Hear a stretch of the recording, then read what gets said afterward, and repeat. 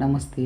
Roman संख्या चिन्हे भाग 2 या व्हिडिओमध्ये सर्वांचं स्वागत. या व्हिडिओमध्ये आपण पाहणार आहोत की कोणतीही संख्या रोमन संख्या चिन्हामध्ये कशा पद्धतीने लिहायची. प्रथम पहिल्या भागामध्ये आपण ही जी अक्षरं आहेत रोमन संख्यासाठी वापरली जाणारी I, V, X, L, C, D, M याचे 2 गट केलेले होते. 1, 10, 100, 1000 हा 1 वाल्याचा एक गट, 5, 50 आणि 500 हा 5 वाल्याचा दुसरा गट. ज्यामध्ये नियम हे 1 वाल्याचा जो गट आहे म्हणजे आय, एक्स, सी, एम हे एकापुढे एक आपण जास्तीत जास्त 3 वेळा लिहितो आणि त्याची बेरीज होते. मोठ्या संख्येच्या उजवीकडे जर लहान अंक लिहिला तर बेरीज होते, डावीकडे लिहिला तर वजाबाकी होते. याचा वापर करून आपण 1 ते 10, 10 ते 100 आणि 100 ते 1000 या पद्धतीनं संख्या पाहिल्या होत्या. 1 साठी I, double I, triple I हे जे 5 आहे 5 वजा 1 म्हणजे 4, डावीकडं आय लिहिलं. परत 5, 5 अधिक 1 6, 5 अधिक 2 7, 5 अधिक 3 8, 10 वजा 1 9 आणि 10. याच पद्धतीनं 10, 20, 30, 40, 50, 60, 70, 80, 90, 100. परत 100, 200, 300, 400, 500, 600, 700, 800, 900 आणि 1000. म्हणजे सगळ्यात महत्त्वाचं आपल्याला ह्याच्या 3 ओळी आहेत, 1 ते 10, 10 ते 100 आणि 100 ते 1000. ह्या 3 ओळी पाठ करायच्या आहेत, लक्षात ठेवायच्या आहेत. ह्या तिन्हीचा पॅटर्न एकच आहे. आणि एकदा का ह्या 3 ओळी लक्षात आल्या की त्यानंतर रोमन संख्या चिन्हाचे जे काही नियम आहेत ते विचारात न घेता आपल्याला रोमन संख्या चिन्ह लिहायचे आहेत. ते कशा पद्धतीने लिहायचे तर यासाठी आपल्याला विस्तारित रूप म्हणजे दिलेली संख्या स्थानिक किमतीच्या बेरजेच्या रूपात लिहिणे म्हणजे विस्तारित रूप इथं महत्त्वाचं आहे. आता 42 संख्या लिहिताना आपण 40, 2 किंवा 40साठी काय आहे, 50च्या अगोदर आहे का, कुठली संख्या जास्त आहे हा विचार न करता याचं विस्तारित रूप लिहूया. 42चं विस्तारित रूप येतं 40 अधिक 2. त्यानंतर काय करायचं तर 40साठी आपल्याला कुठलं रोमन संख्या चिन्ह वापरता येईल. 40साठी 10, 20, 30, 40 हे आहे XL, ते XL. 2साठी काय येणार आहे डबल. फक्त हे दोघांची संख्या चिन्ह एकमेकासमोर लिहायची, मध्ये अधिक चिन्ह द्यायचं नाही. ही झाली 42चं रोमन संख्या चिन्हामध्ये लेखन. त्यानंतर आहे 56चं विस्तारित रूप आहे 50 अधिक 6. 50साठी L, 6साठी V आहे. परत 123 मध्ये 100, 20, 3 तर 100साठी C, 20साठी डबल X आणि 3साठी ट्रिपल आय. तर C, double X, triple I हे झालं 123चं रोमन संख्या चिन्हामध्ये लेखन.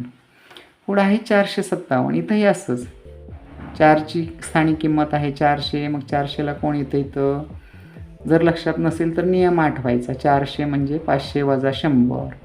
वजासाठी आपण काय करतो तर डावीकडे लिहितो म्हणजे ह्याची किंमत येणार आहे CD, L, V, double I. त्यानंतर आहे 315. 300साठी C.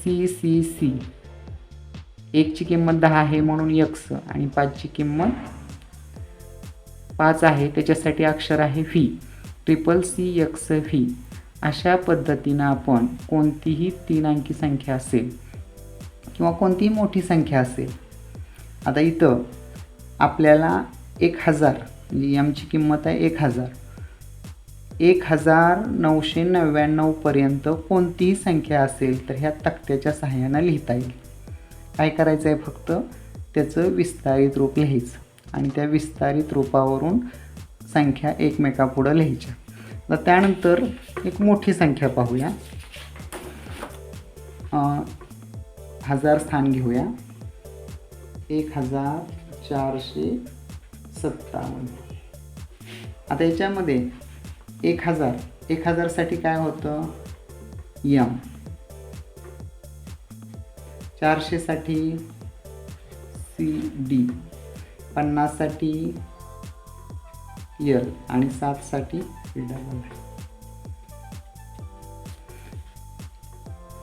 1999. पहा, हा जो तक्ता आहे आपला 100 ते 1000 पर्यंत आहे हा. तर याचा वापर करून 1999 पर्यंत संख्या लिहिता येतात आणि त्याच्याही जर पुढची संख्या मोठी आली तर काय करायचं तेही आपण पाहूया. अगोदर हे बघूया 1999. आता ह्याचं मी विस्तारित रूप लिहितो. पहिल्या 1ची किंमत आहे 1000, 9ची स्थानिक किंमत आहे 900, नंतरच्या 9ची आहे 90 आणि शेवटच्या 9ची आहे 9. पहा किती सोपं आहे. 1000साठी पाहूया, इथं 1000साठी आलेलं यम.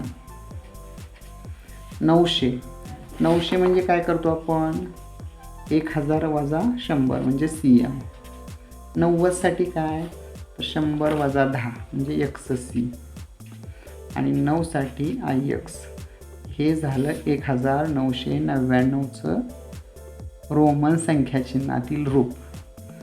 आणि जर आपल्याला आता रोमन संख्या चिन्ह दिले आणि संख्या विचारलं तर ह्याच पद्धतीनं उलट क्रमानं जायचं. हे जे गट पाडायचे, यमची किंमत किती, 1000. आता इथं C जर मी 100 आणि यम परत 1000 लिहिलं तर गोंधळ होतोय की एका ह्याच्यामध्ये इथं 1000 आलं आहे, परत 1000 येते. याचा अर्थ हा कोणाचा तरी गट आहे. मग CM याची किंमत आहे 900. परत इथं 10 आणि 100 असा न गट पाडता गट करायचा आहे, म्हणजे सेपरेट न करता XC 90 आणि हे 9. आता इथं थोडंसं गोंधळ होतो की गट कसे पाडायचे. जर आपण ह्याला 100 लिहायला लागलो आणि ह्याला परत 1000 लिहायला लागलो तर आपल्याला विस्तारित रूप मिळत नाही. म्हणजे इथं 100, इथं 1000, परत 10, परत 100, काहीतरी चुकते. त्यासाठी काय करायचं, असा गट करायचा की येणारी किंमत कोणाचं तरी विस्तारित रूप यायला पाहिजे. मग हे आलं विस्तारित रूप. ह्यांची जर बेरीज केली तर उत्तर येते 1999. म्हणजे आपण जी सोडवलेली गणित आहे ही जर उलट क्रमानं आली, समजा आता इथं CCXV हे आपल्याला दिलेलं आहे आणि रोमन संख्या चिन्हात विचारलं तर 100 100 100. मग विस्तारित रूपात 100 100 3 वेळा असतं का, तर नाही. म्हणजे हा 3चा एक गट आहे. मग ह्याला येणार ह्याची किंमत 300, ह्याची किंमत 10 आणि ह्याची किंमत 5. झालं 300 अधिक 10 अधिक 5. म्हणजे संख्या विचारली तर लेखन करता येतं रोमन संख्या चिन्हात.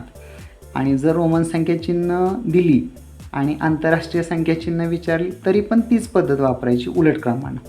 अजिबात चुकत नाही. फक्त नियम ह्या 3 ओळीसाठी लक्षात ठेवायचा.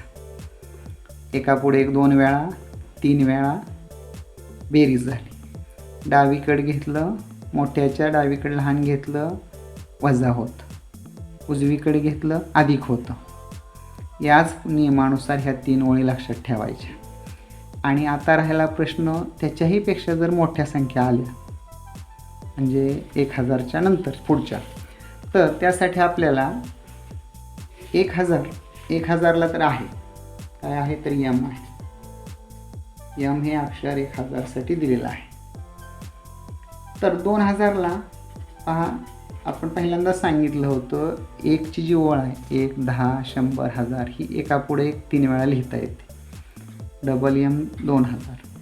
3 वेळा जर यम लिहिलं आपण तर याची किंमत येते 3000.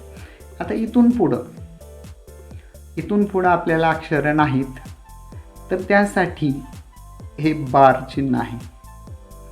तर हे बार चिन्ह काय करतं, तर त्या अक्षराची किंमत 1000 पटीनं वाढवतं. 1000 पट म्हणजे गुणुले 1000. म्हणजे उदाहरणार्थ 5ची किंमत आहे, म्हणजे फी कशासाठी आहे, 5साठी. जर फी बार असं जर आपण लिहिलं तर ह्याची किंमत येते 5000. मग आता आपल्याला हे तर 3000 झालं. 4साठी आपण काय करतो, आय फी. फक्त ह्याच्यावर एक आडवी रेष वर घ्यायची म्हणजे आय फी बार त्याची किंमत झाली 4000. Fee bar 5000. Fee I bar 6000. Fee double आहे बार, त्याची किंमत येते 7,000. फी ट्रिपल आहे, त्याच्यावर बार घेतला तर त्याची किंमत आली 8,000. आणि 9साठी आहे IX, हे बार घेतलं तर त्याची आली किंमत 9,000. आणि X कशासाठी वापरतो आपण? 10साठी, आणि त्याच्यावर जर हे बार लिहिलं तर त्याची किंमत आली 10,000. म्हणजे विस्तारित रूप घेताना जर 1000 स्थानावरचं काय आलं तर पहा, इथपर्यंतच फक्त M 3 वेळा घ्यायचं, त्यानंतर मात्र 4000ला 4 आणि त्याच्यावर बार घेणार आहे. मग इथून पुढं 4, 5, 6, 7, 8, 9 असं आपल्याला 10,000पर्यंत लिहिता येतं. मग आता इथं 10,000पर्यंत येणाऱ्या संख्या किंवा 19,999 किंवा त्याच्याही पुढच्या संख्या येथपर्यंत लिहिता येतात. आता आणखी थोडंसं पुढं जाऊया.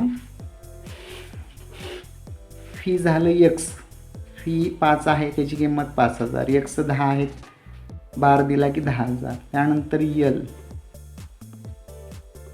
50,000. C हा 1,00,000, म्हणजे Cची किंमत आहे 100, त्याच्यावर त्या बार दिला म्हणजे हे याची किंमत 1000 पटीनं वाढते, म्हणजे 3 शून्य आपण वाढवूया, याची किंमत येते 1,00,000. D बार, Dची किंमत आहे 500, तर D बार ह्याची किंमत येते 5,00,000. आणि M आहे M बार, म्हणजे Mची किंमत आहे 1000. 1000चे 3 शून्य, परत 1000 पट वाढवूया आपण त्याची, म्हणजे याची किंमत आली 10,00,000. म्हणजे 10,00,000पर्यंत आपण पुढं जाऊ शकतो. तर अगदी 5वीच्या अभ्यासक्रमामध्ये फक्त जास्तीत जास्त 300, 400, 1000पर्यंतच्या संख्या येतात. जर कदाचित पुढं आलं तरी पण आपल्याला ते यावं, यासाठी एवढं लक्षात ठेवा की बार म्हणजे 1000 पट वाढते. आणि हा जो तक्ता आहे, हा तक्ता सगळ्यांनी व्यवस्थित समजून घ्या. पुन्हा पुन्हा हा लिहून काढायचा. हा सराव झाला तर कोणत्याही संख्या लिहिताना किंवा वाचताना चुकत नाहीत. आणि त्याच्यावरल्या ज्या क्रिया असतात, म्हणजे रोमन संख्या चिन्हावर पदावली किंवा गुणाकार भागाकार या क्रिया दिल्या जातात. तर प्रथम काय करायचं, तर त्या रोमन संख्या चिन्हाचं आपल्या आंतरराष्ट्रीय संख्या चिन्हात रूपांतर करून घ्यायचं, त्याच्यावरल्या क्रिया करायच्या आणि मग उत्तर कोणत्या पद्धतीत आहे त्या पद्धतीमध्ये लिहायचं. म्हणजे उदाहरणार्थ एक पाहूया. इथं आपल्याला असं दिले फी, फीची किंमत 5 आहे, फी भागिले I, सोपं आहे. इथं 5 भागिले 1, त्याची किंमत किती येते 5, किंवा D भागिले फी. आता इथं ह्याला भाग जातो का वगैरे तसं न करता Dची किंमत किती आहे 500, फीची किंमत किती आहे 5, ह्यांचा भागाकार किती येतो 100. पर्यायामध्ये 100 आहे का पहा, नसेल तर 100साठी आपल्याला आहे C, म्हणून पर्यायामध्ये C हे उत्तर असेल. सराव करा. या पद्धतीने केलं तर रोमन संख्या चिन्हावरील एकही उदाहरण आपल्याला न सुटता राहणार नाही. व्यवस्थितपणे कोणतीही संख्या कमी वेळामध्ये लिहिता येईल. धन्यवाद.